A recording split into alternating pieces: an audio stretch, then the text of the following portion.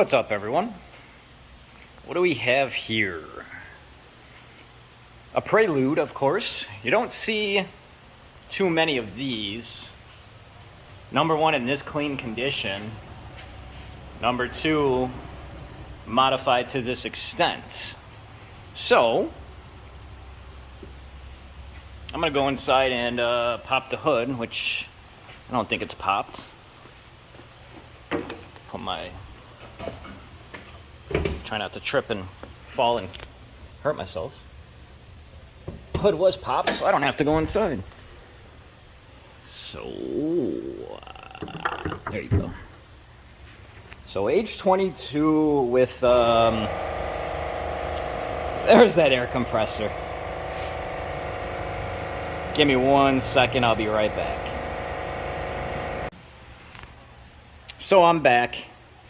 And if you've been watching my videos, before anybody says, well, why doesn't he turn off the air compressor before the videos? Well, two reasons. Number one, the guys next door do use it. Number two, this lift is on airlocks. So when you want to release it, you have to hit it. So it's just a bunch of running back and forth. Anyways, this is on, it looks like it's on a kit that is, I want to say like 2000-ish era. I don't know if it's a Gretty kit, but it looks like it's actually been held up pretty well.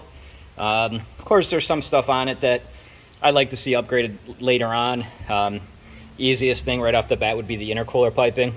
This is actually, looks like stainless steel, and for the heat transfer and how it's going to absorb heat, definitely want some aluminum intercooler piping. That would help. Just we're talking about efficiency. Besides that, he's got AC, power steering as well. Some internals are done to the motor. I will keep it at that. We are shooting for a pretty nice goal. I have to go take a look at my notes, but I believe he was shooting for around 400. But I'll look at my notes on that. Might have been 500, but I think it was 400. But yeah, so I'm gonna hop in here. I'm gonna get S300 started up and going. And at that point, that's the other thing too. It's on some, I don't know what it's on. I want to say I'm gonna take it apart and see, because it's not on an S300 ECU. I'm gonna do that here shortly, and I'll be right back. So after taking the ECU bracket off, which is over here, see that it's running an AM, an old school AM, which if you're not familiar with these little units, and you see somebody selling one for a good deal, I'd say stay away from it. Much better options out there nowadays, number one. Number two, the older AM units are prone to issues. That's usually why you see a lot of guys selling them for super cheap. So let that be known. As far as the issues go, I mean, you can simply Google it. You'll see that the issues are out there. And it's, you know, honestly, it's hit or miss at sometimes. There's some issues we have seen that are just kind of explainable. Such as, we had one customer where the tune would literally keep getting erased like every week for no reason. Absolutely no reason. And the guy would have to keep it outside with the cord and upload the tune like every week. So there's other issues too. I can do probably a whole video on that. So I'm gonna get the new one in there, and I'll be back. I'll also add, and I added a lot in a lot of my videos, is talk to your tuner. So if you see a really good deal on one of these, ask your tuner what he thinks about them, what he prefers, if he prefers them, this and this and that. You know, it's just an older school system. It does have glitches and issues. That's why we don't. That's why I don't like to touch them. You know, I know some guys have had success with them. Not saying that you can't successfully have one on your car, but like I said, there's much better options out there nowadays.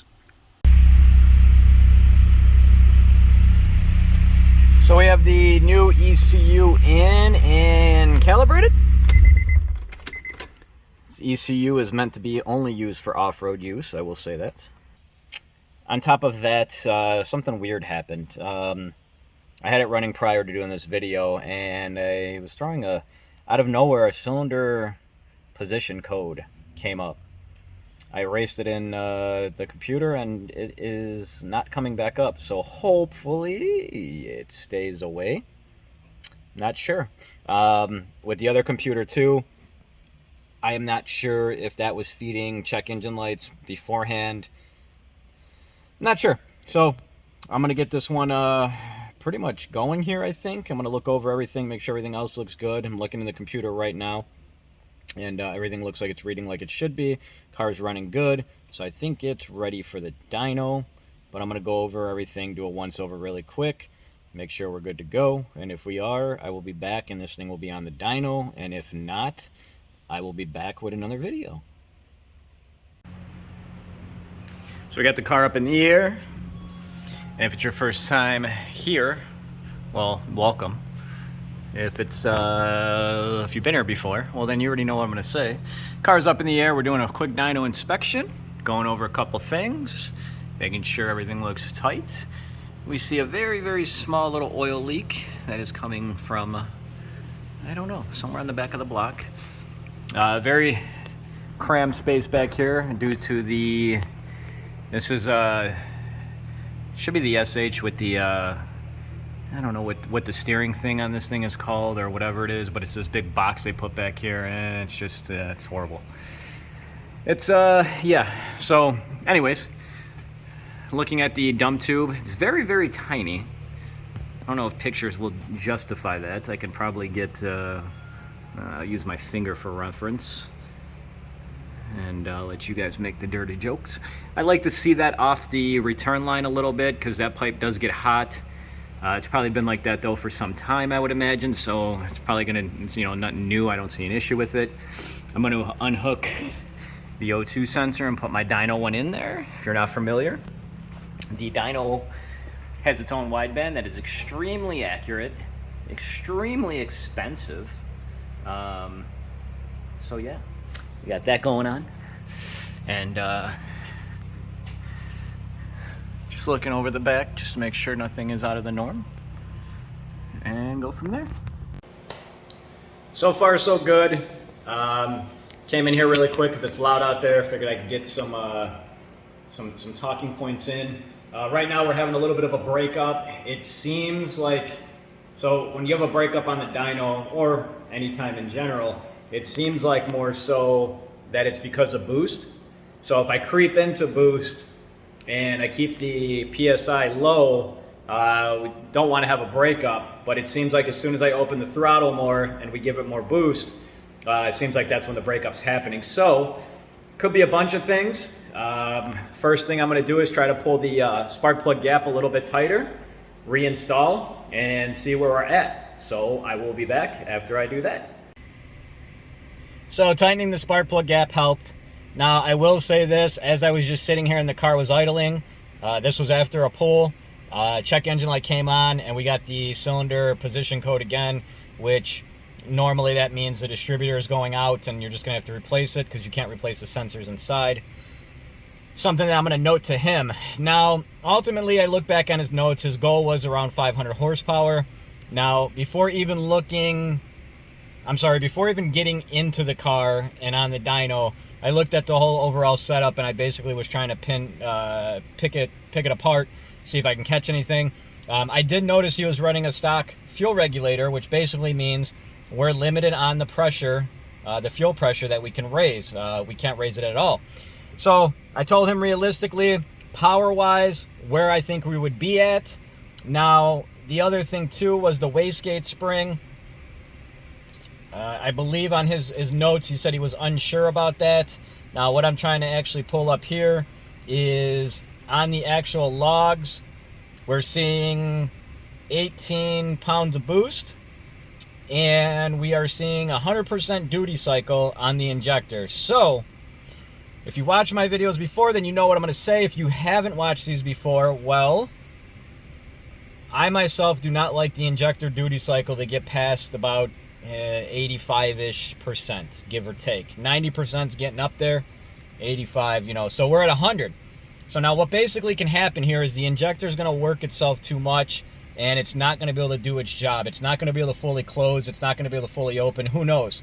You're leaving that injector you're hanging it off the cliff, and you're hoping that it continues to do its job like it should.